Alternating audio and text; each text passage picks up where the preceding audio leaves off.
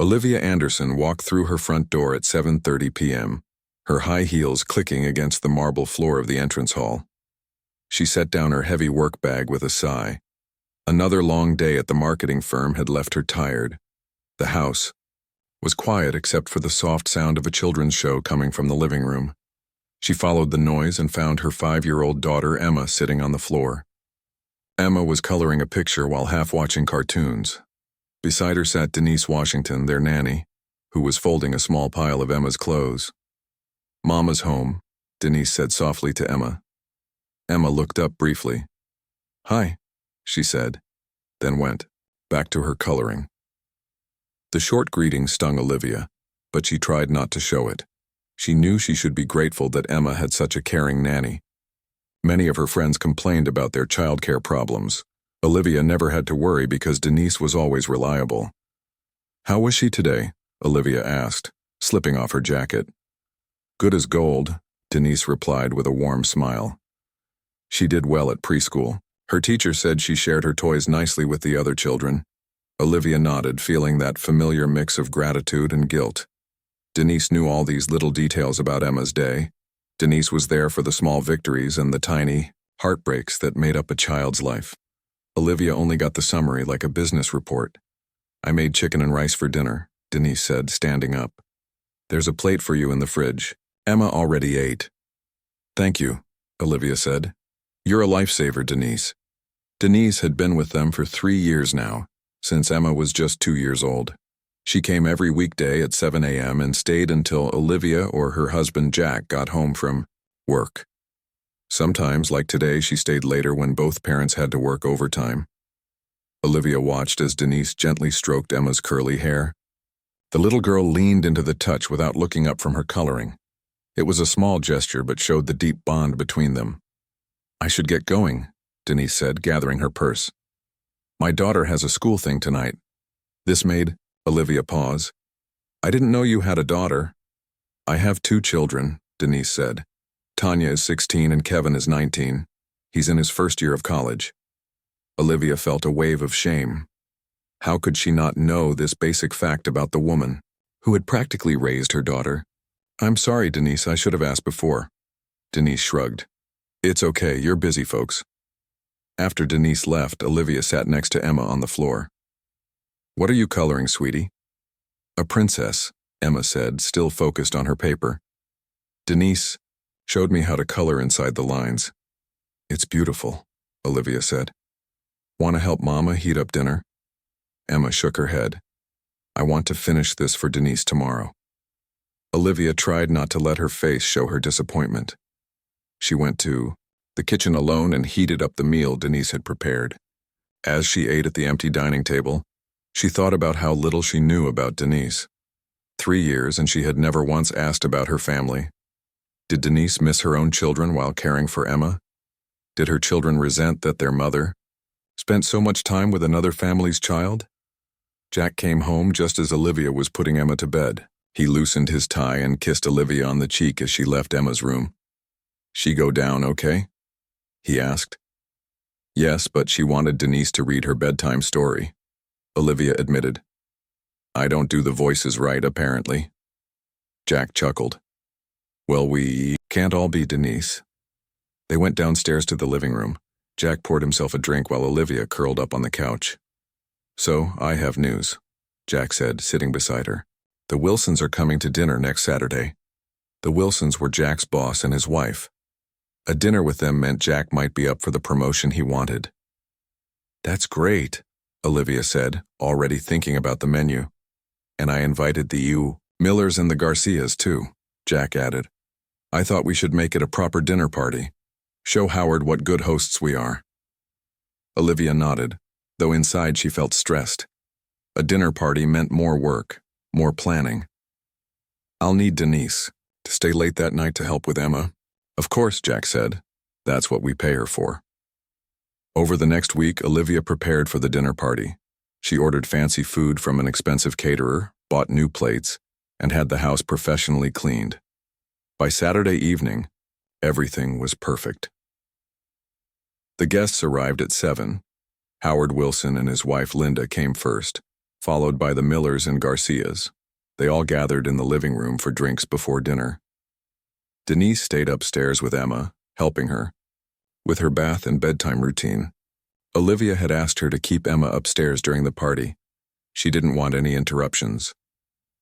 Dinner was going well. Jack was telling funny stories, making Howard laugh. The food was delicious. Olivia began to relax, thinking the evening was a success. Then, just as they were finishing the main course, Emma appeared in the dining room doorway. She was in her pink pajamas, her curly hair messy from lying in bed. Her eyes were red, and she looked upset. "Emma, what are you doing up?" Olivia asked, trying to keep her voice calm despite her frustration. Emma ignored her mother. She looked around the room until she spotted Denise, who was helping serve the food. Then she ran straight to the nanny. "Mommy, I had a bad dream," Emma cried, wrapping her arms around Denise's legs. The room went completely silent. Olivia felt her face grow hot with embarrassment. All eyes were on her, watching for her reaction. Denise froze, holding a serving plate in her hands. She looked at Olivia with wide, apologetic eyes. "Emma, honey," Olivia said with a forced smile. "Denise isn't Mommy. I'm Mommy. Let's get you back to bed." But Emma held tighter to Denise's legs. "No, you're just Olivia," she said loudly. "Mommy takes care of me and reads me stories and makes the monster spray for my room." Olivia felt like she couldn't breathe. Howard Wilson's wife was staring at her with pity in her eyes. Jack was looking down at his plate, his face red. The other guests were shifting uncomfortably in their seats. "Kids say the funniest things," Peter Miller said with an awkward laugh, trying to break the tension. Olivia stood up on shaky legs. "Emma, let's go upstairs right now," she said firmly. "I want Denise to take me," Emma insisted, still clinging to the nanny. Jack finally spoke up. "Emma, listen to your mother." Denise gently pried Emma's hands from her legs. "I'll come check on you after I help with dessert," she promised quietly. Reluctantly, Emma let Olivia lead her out of the dining room. As they climbed the stairs, Olivia could hear Jack telling an animated story, trying to distract the guests from what had just happened. In Emma's bedroom, Olivia tucked her daughter back into bed. Her hands were trembling. "Emma, why did you call Denise Mommy?" she asked. Emma looked confused by the question. "Because she takes care of me." "But I'm your mommy," Olivia said, her voice cracking slightly. "I love you more than anyone in the world." Emma yawned. "Denise says you're my mother, but she's like a mommy too because she's here when you're not." The simple truth in her daughter's words hit Olivia hard. She sat on the edge of Emma's bed long after the little girl had fallen back asleep, tears running down her face. Downstairs, she could hear the dinner party continuing without her. Jack was probably making excuses for her absence. Olivia realized something had to change. She just wasn't sure what or how. All she knew was that her 5-year-old daughter saw another woman as her mother, and somehow, without meaning to, Olivia had let that happen. The morning after the dinner party, Olivia woke up with a heavy feeling in her chest. The memory of Emma calling Denise Mommy in front of everyone kept playing in her mind. Jack had already left for work, even though it was Sunday. He said he had an important project to finish, but Olivia suspected he wanted to avoid talking about what had happened. Olivia found Emma in the living room, watching cartoons and eating cereal. The little girl looked up and smiled when she saw her mother. "Good morning, sweetie," Olivia said, sitting next to Emma on the couch. "Did you sleep well after your bad dream?" Emma nodded. "Denise checked on me after the people left. She used the monster spray." Olivia tried to hide her hurt feelings. "What's this monster spray?" "It keeps the bad dreams away," Emma explained. "Denise made it with water and nice smells. She sprays it around my bed and says magic words." Olivia had never heard about this ritual. She wondered what else she didn't know about her daughter's daily life. "Emma, you know I'm your mommy, right?" Olivia asked carefully. Emma looked confused. "Yes. But Denise is like a mommy too." "But there's a difference," Olivia tried to explain. "I'm your real mommy. I gave birth to you." Emma shrugged. Denise says you're my mother because you grew me in your tummy, but she takes care of me when you're working. Olivia didn't know what to say. Emma was only 5, but her simple words carried a hard truth. Denise was the one who spent the most time with Emma, who knew all her little habits and fears, who had created special rituals like the monster spray to make her feel safe. Later that day, Olivia called her friend Susan. Susan was also a working mother with 2 children and a nanny. It was so embarrassing, Olivia said, telling Susan about the dinner party. Everyone was staring at me like I was a terrible mother. Kids say things like that all the time, Susan assured her. My son once told his teacher that the nanny was more fun than me. I was mortified. But what if Emma really does think of Denise as her mother? Olivia asked. What if I've been away too much? Susan sighed. Look, we're working mothers. We do the best we can. Our kids are loved and cared for. That's what matters. But Olivia wasn't convinced. After hanging up, she looked at the family photos on the wall. There were pictures of Emma as a baby, of her first birthday, her first steps. Olivia was in some of them, but not as many as she thought. Often it was Denise in the background, watching Emma with a loving smile. Olivia decided she needed to make changes. The next morning she went to her boss's office. I'd like to adjust my hours, she told him. I want to start work earlier so I can be home by 3 to spend more time with my daughter. Her boss frowned. This is about the Wilson dinner, isn't it? Jack told Howard what happened. It's not a big deal, Olivia. All working parents deal with this. It is a big deal to me, Olivia insisted. I've missed too much already. After some discussion, they agreed that Olivia could come in earlier and leave by 3, though she would need to handle some work from home in the evenings. It wasn't perfect, but it was a start. When Denise arrived the next morning, Olivia sat her down for a talk. I want to thank you for everything you do for Emma, Olivia began. She clearly loves you very much. Denise looked uncomfortable. Mrs. Anderson, about the other night, I'm so sorry about what Emma said. I've never encouraged her to call me that. I know, Olivia said quickly. It's not your fault. In fact, it shows what a wonderful caregiver you are. But I've realized I need to be more present in Emma's life.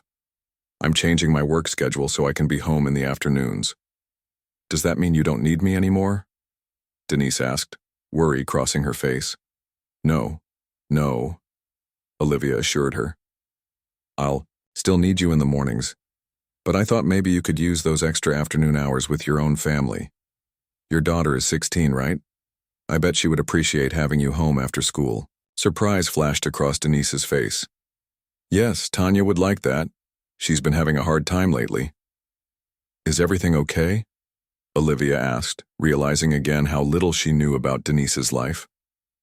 Denise hesitated, then seemed to decide to open up. Tanya is angry a lot. She says I care more about the white kids I watch than I do about her. It's not true, but I understand why she feels that way. I've missed a lot of her events because I was working. Olivia felt a pang of guilt.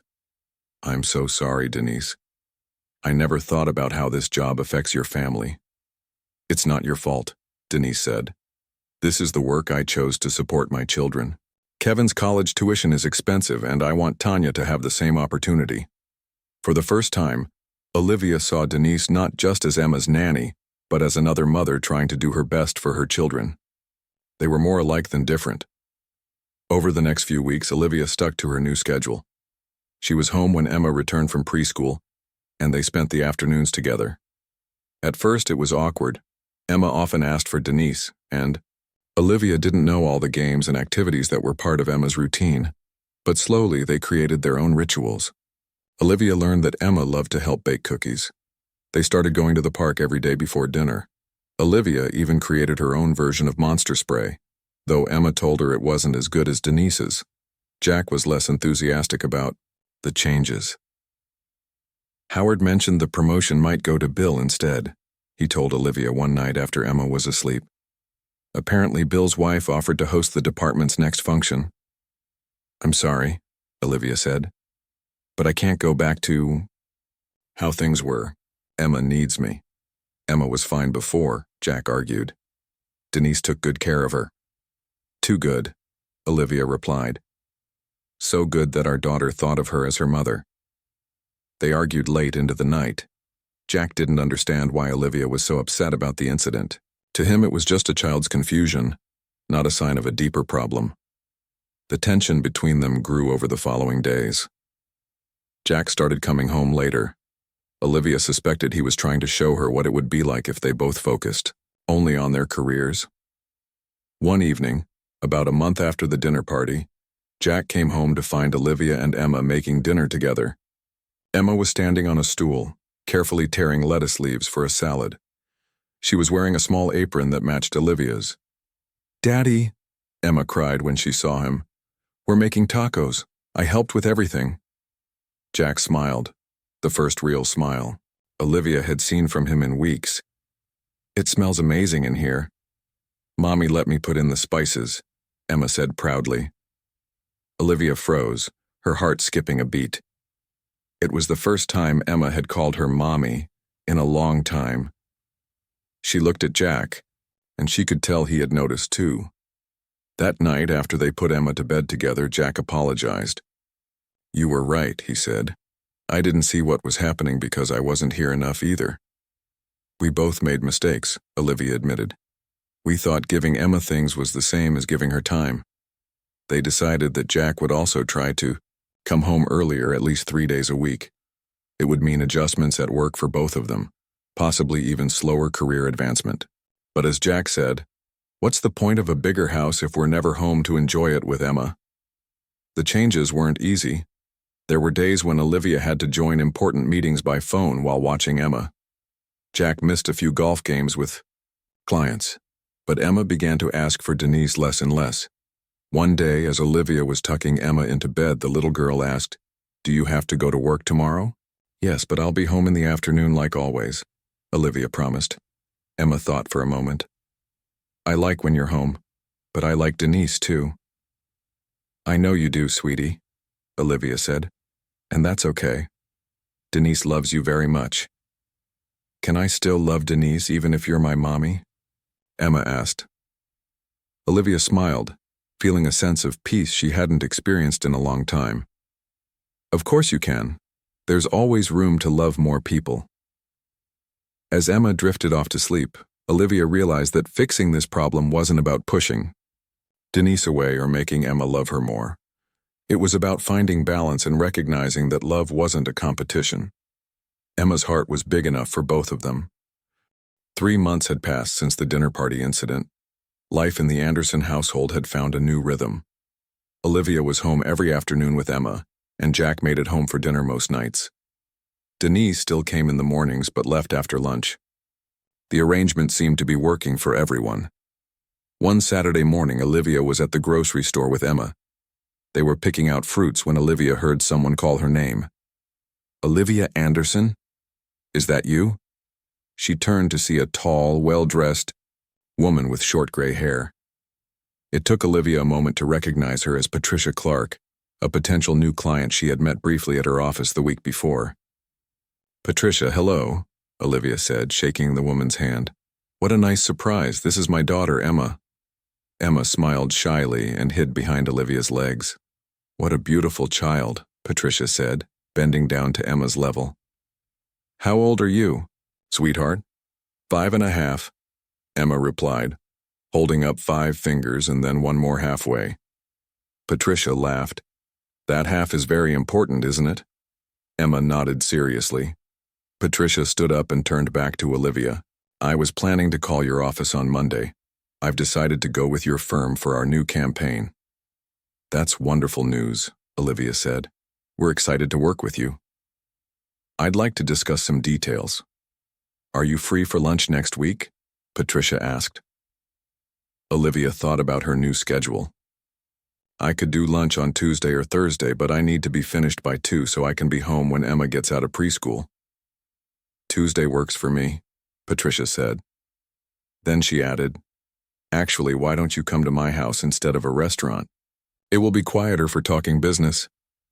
They exchanged contact information, and Patricia gave Olivia her address.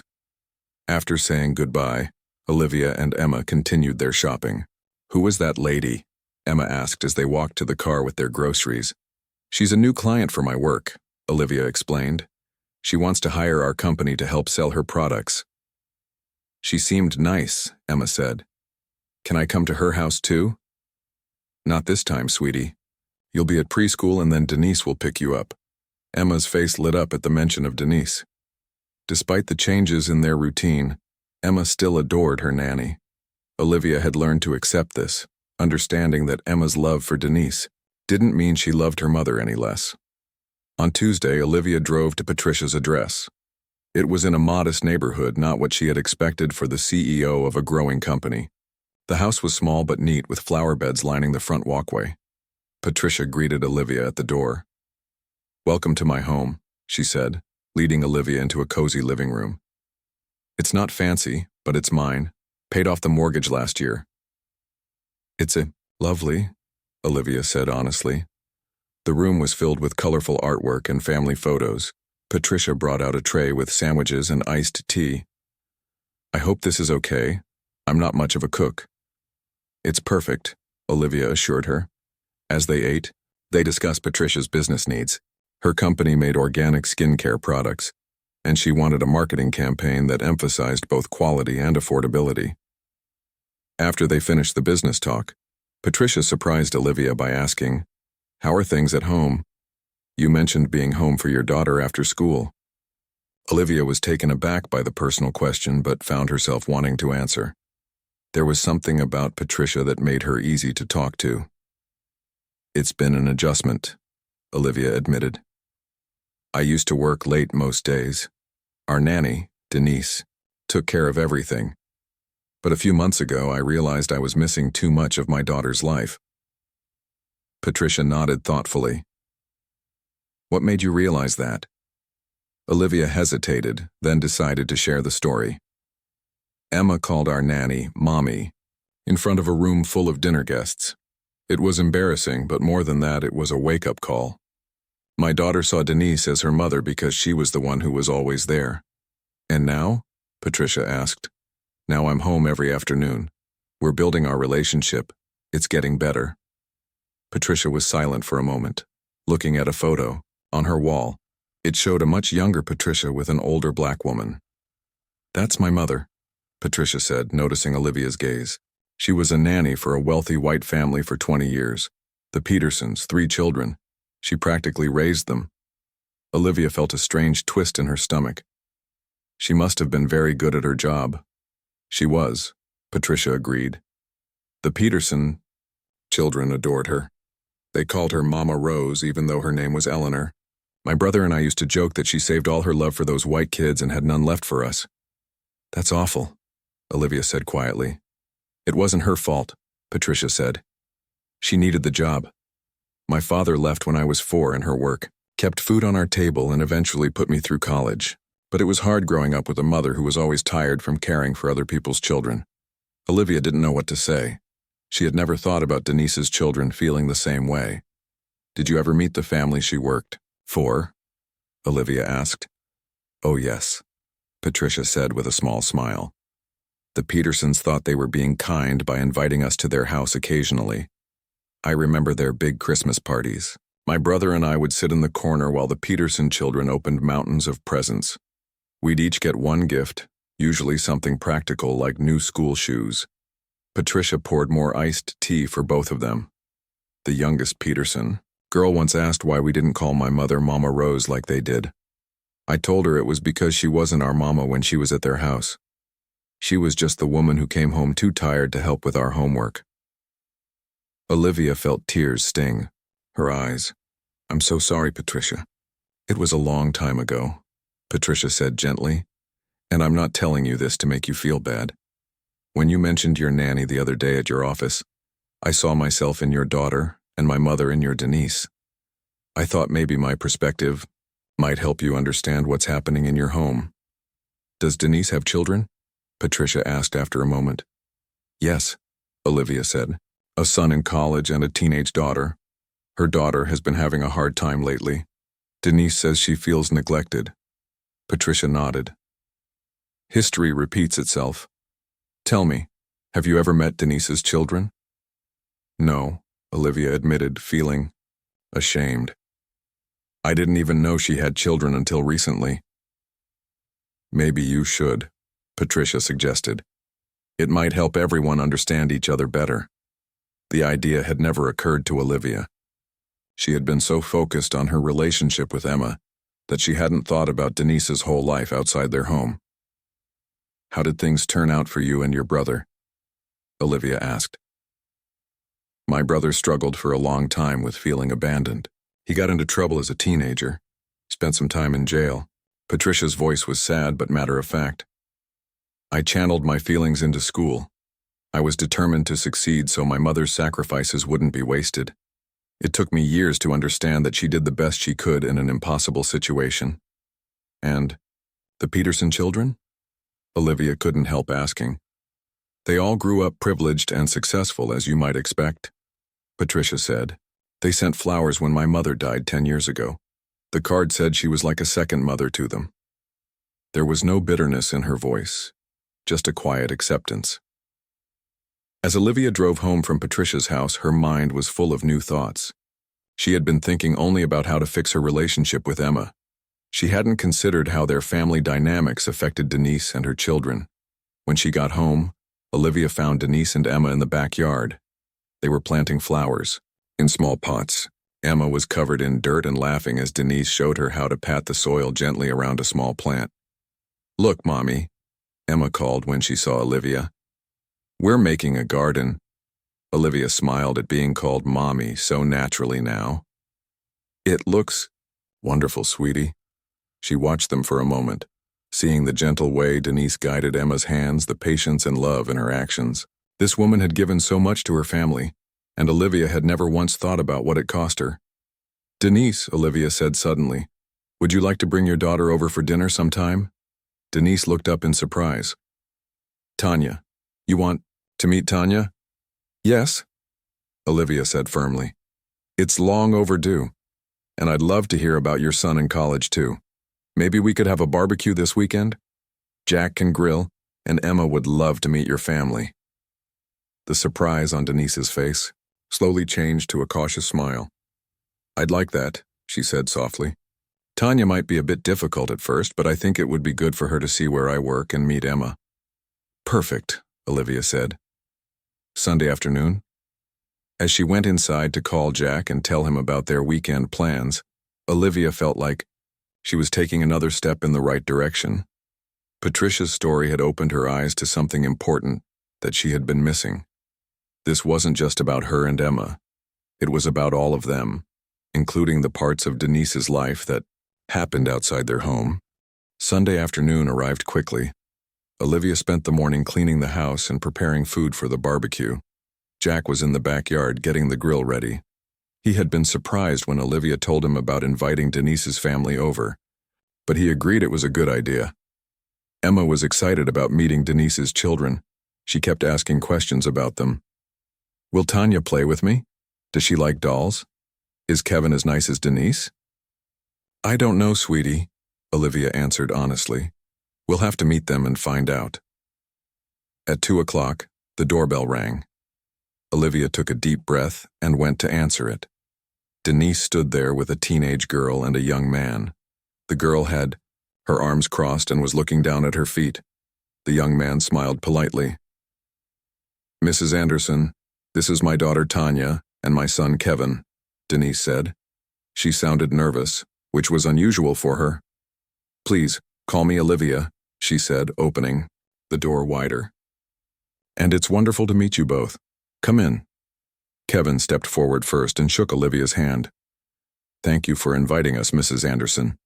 I mean, Olivia. He was tall and had Denise's warm brown eyes. He was wearing a university t-shirt and neat jeans. Tanya followed her brother but didn't offer her hand. She was pretty, with her hair in many small braids. She wore jeans and a t-shirt with a band name Olivia didn't recognize. She looked around the house with wide eyes, taking in the high ceilings and expensive furniture. Your home is very nice, Kevin said politely. Mommy. Emma came running into the entry hall. She stopped when she saw the visitors. She immediately ran to Denise and hugged her legs, then looked curiously at Tanya and Kevin. "Emma, these are Denise's children, Tanya and Kevin," Olivia explained. Emma smiled at them. "Do you want to see my toys?" she asked. Kevin bent down to Emma's level. "I'd love to see your toys. I bet you have some cool ones." Emma grabbed his hand and pulled him toward the living room. "I have a dollhouse and lots of books and a train that goes around the track by itself." Kevin laughed and let himself be led away. Tanya stayed where she was, still not speaking. "Jack is in the backyard setting up the grill," Olivia told Denise. "Why don't we all head out there? It's a beautiful day." They walked through the house to the backyard. Jack waved when he saw them. "Hey there. Welcome to our home," he called. Denise introduced her children to Jack. Kevin, who had been dragged back outside by Emma, shook Jack's hand. Tanya mumbled a hello but still wouldn't make eye contact. "Kevin, would you like to help me with the grill?" Jack asked. "I could use an extra hand." "Sure, sir," Kevin said. As they walked over to the grill, Olivia heard Kevin tell Jack about his college studies in engineering. "Tanya, would you like something to drink?" Olivia asked. "We have soda, juice, or water." "Water is fine," Tanya said quietly. It was the first time she had spoken. Olivia went to get drinks for everyone. When she returned, she found Tanya sitting alone at the patio table. Denise was helping Emma show Kevin her outdoor toys. Olivia set a glass of water in front of Tanya and sat down across from her. "So, Denise tells me you're 16, Olivia said. "That must be an exciting age." Tanya shrugged. "It's okay. What subjects do you like in school?" Olivia tried again. "Art and music, I guess." Tanya took a sip of water. "Your house is really big." "Yes, it is," Olivia agreed. "Probably too big for just the three of us, to be honest." Tanya looked around. The yard. "My mom spends more time here than at our apartment." There it was. The hurt that Patricia had warned Olivia about. Tanya's words weren't accusing, just stating a fact, but Olivia could hear the pain behind them. "I know," Olivia said, softly. "And I'm sorry about that." Tanya looked surprised. "You're sorry?" "Yes. I never thought about how Denise's job affected her family. That was selfish of me." Tanya studied Olivia's face as if checking if she was being honest. "Mom missed my band concert last month because your husband had some work dinner thing."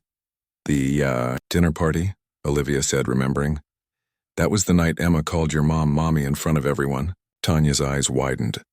"What? Emma called my mom Mommy?" Olivia nodded. "It was embarrassing at the time, but it made me realize how much I had been missing in Emma's life. That's why I changed my work schedule to be home more." "So that's why Mom gets home earlier now," Tanya said thoughtfully. "I thought maybe you were going to fire her." "No, not at all. Denise is wonderful with Emma. But I realized it wasn't fair to expect her to be Emma's mother when she has her own children who need her." Tanya was quiet for a moment. "Sometimes I get mad at Mom for caring so much about other people's kids. Like, why can't she just work at a store or something?" "Have you talked to her about it?" Olivia asked. Tanya shook her head. "She gets upset when I complain. She says she's doing this for us so Kevin and I can go to college and have better lives. But sometimes I just want my mom around, you know?" Olivia's heart ached for this teenager who felt she had to compete for her mother's attention. "I understand, and I think your mom does too. She talks about you a lot, Tanya. She's very proud of you. She talks about me." Tanya sounded surprised. "All the time. She told me you're very talented in art and music. She mentioned you play the saxophone?" Tanya nodded, a small smile appearing for the first time. "I'm first chair in the school band." "That's impressive," Olivia said. "Emma loves music too. Maybe you could show her a few things sometime?" Before Tanya could answer, Emma came running over. "Tanya, come see my swing. Kevin is pushing me too high and it's scary." Tanya looked at the little girl, then at Olivia.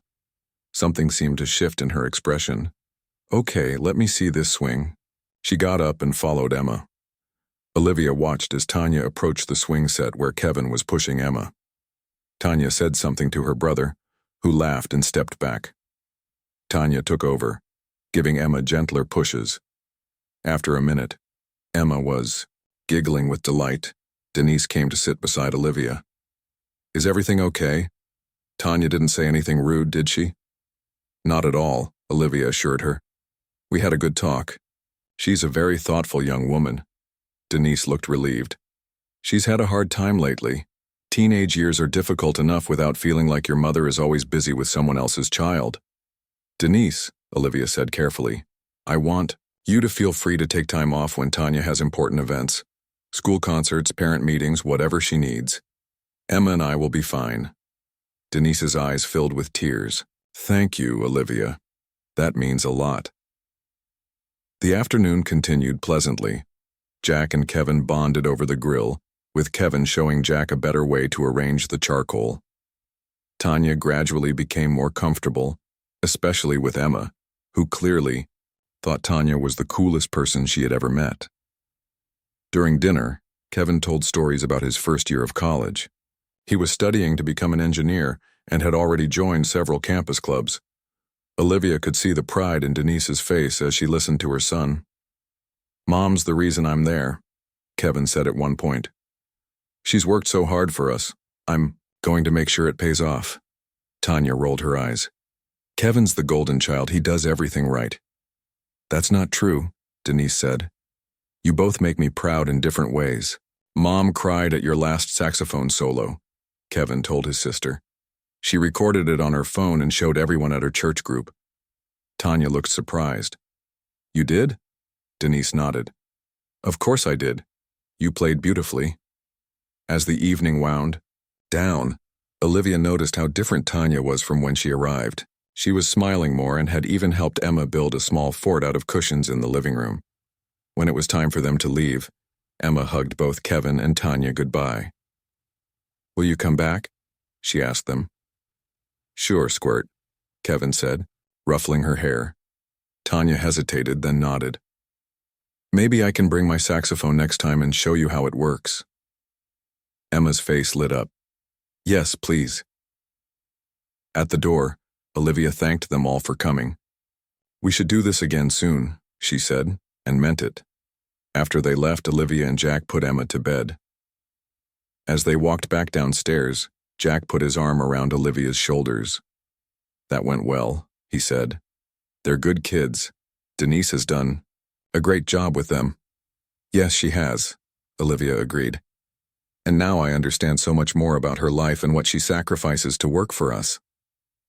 Jack was quiet for a moment. "You know, seeing Kevin and Tanya made me realize something. Emma is growing up so fast, if we're not careful we'll miss it and then she'll be off to college like Kevin." Olivia leaned against her husband. "That's what I've been trying to tell you. There's no promotion or bigger house that's worth missing Emma's childhood." Jack nodded. "I get it now. I really do." As they sat together in their living room, Olivia thought about how much had changed since that embarrassing dinner party. What had seemed like the worst moment of her life had turned out to be exactly what they needed to start making things right. Not just for Emma, but for all of them, including Denise and her family. 6 months had passed since Olivia first met Denise's children. Summer had turned to fall and now winter was approaching. Many things had changed in the Anderson household during that time. Olivia had kept her promise to be home every afternoon, with Emma. Jack had also adjusted his work schedule to be home for dinner most nights. They had both missed a few opportunities for advancement at work, but neither of them regretted their choice. Watching Emma grow and being present for the small daily moments of her life was worth more than any promotion. The relationship between the Andersons and Denise's family had grown stronger too. Tanya now came over once a week to give Emma music lessons. The teenager had warmed up considerably since that first barbecue. She even babysat for Emma occasionally, when both Olivia and Jack needed to attend work events. Kevin came by whenever he was home from college. He had started teaching Emma simple math concepts, turning them into games that made her laugh. Jack had become something of a mentor to Kevin, helping him navigate the world of internships and job interviews that would come after graduation. One cold Saturday in December, Olivia was putting up Christmas decorations with Emma When the doorbell rang, it was Patricia Clark, the woman whose story had changed everything for Olivia. "Patricia, what a nice surprise," Olivia said, opening the door. Patricia smiled. "I was in the neighborhood and thought I'd drop by. I hope that's all right." "Of course. It is. Come in, please." Olivia led Patricia into the living room where Emma was trying to untangle a string of lights. "Hello, Emma," Patricia said. "Do you remember me from the grocery store?" Emma nodded. "You're the lady who makes skin stuff." Patricia laughed. "That's right. I see you're decorating for Christmas." "We're making the house pretty," Emma said. "Tanya is coming over later to help too." "Tanya?" Patricia looked at Olivia with raised eyebrows. "Denise's daughter," Olivia explained. "She and Emma have become quite close over the past few months. She's teaching Emma to play the recorder." Patricia smiled. "I see you took my advice about meeting Denise's family." "It was the best advice anyone has ever given me," Olivia said sincerely.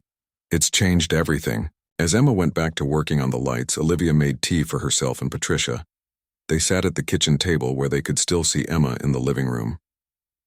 "Our marketing campaign for your products has been very successful," Olivia said. "Sales are up 20% since we started." "Yes, and I'm very pleased," Patricia replied. "But I didn't come here to talk business. I wanted to see how things were going with you and your family. After our lunch, I found myself thinking about you often." Olivia was touched. "Things are much better now. After I met your mother through your stories, I started to see Denise differently, not just as someone who works for us, but as a whole person with her own life and family." Patricia nodded. "That's what I hoped would happen." "We've made a lot of changes," Olivia continued. "Both Jack and I spend more time at home. Denise now works fewer hours, but for the same pay. And we've included her family in our lives." "That sounds wonderful," Patricia said. "How has Emma adjusted?" "Better than I expected," Olivia admitted. "She still loves Denise very much, but she and I have built our own special relationship too. She doesn't call Denise Mommy anymore, though sometimes she slips up when she's tired or upset." Patricia took a sip of her tea. "And how do you feel when that happens?" Olivia thought for a moment. "At first it still hurt a little, but now I understand that Emma has enough love for both of us. Denise has been a constant in her life since she was 2 years old. That bond is real and important." "You've come a long way," Patricia said with approval. "Many people in your position would have fired Denise after the dinner party incident to protect their pride." "I thought about it," Olivia admitted. "But that would have hurt Emma and been unfair to Denise. None of this was her fault. She was just doing her job with love and care." The front door opened and Jack came in carrying grocery bags. "Hello there," he said when he saw Patricia. "Nice to see you again." "Jack, you remember Patricia Clark?" Olivia said. "She stopped by for a visit." "Of course. How's the skincare? Business?" Jack set down the groceries and shook Patricia's hand. "Thriving thanks to your wife's excellent marketing ideas," Patricia replied. Jack smiled proudly at Olivia. "She's the best at what she does, though these days she's equally good at being Emma's mom." Olivia felt a warm glow at her husband's words. It meant a lot that he had noticed and appreciated the changes she had made. The doorbell rang again. Jack went to answer it, and moments later Denise came in with Tanya and a man Olivia had never seen before. "Olivia, this is my brother Paul," Denise said. "He's visiting for the holidays and wanted to see where I work." Olivia stood up to greet him. "It's wonderful to meet you, Paul. Please come in."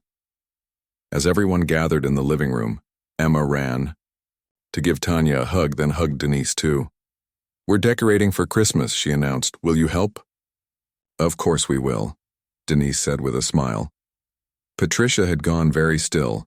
She was staring at Paul with an odd expression on her face. "Patricia?" Olivia asked. "Is everything okay?" Patricia stood up slowly. "Paul Washington?" she said in a strange voice. Paul turned to look at her. His eyes widened in shock. "Patricia? Patricia Clark? Is that really you?"